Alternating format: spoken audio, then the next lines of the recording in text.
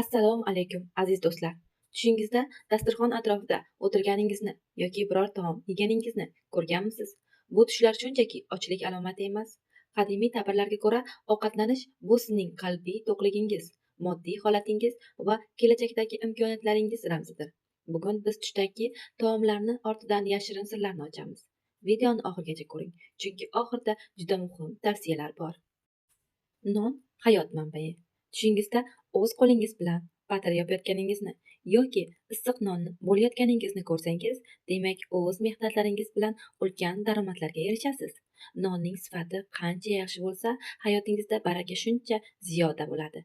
Agar nonni bo'lishib yesangiz, bu sizning saxovatingiz va atrofingizdagi insonlar bilan bo'lgan mustahkam rishtalaringizni anglatadi.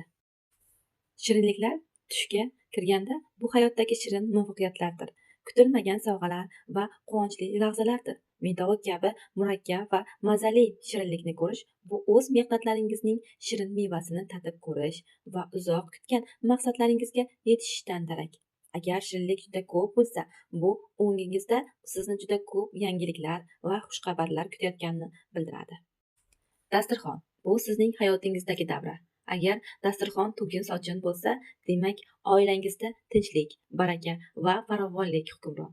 Agar siz tushda birov bilan ovqatlanayotgan bo'lsangiz, bu o'sha inson bilan kelajakda hamkorlik qilishingiz yoki aloqalaringiz yanada mustahkamlanishiga ishoradir.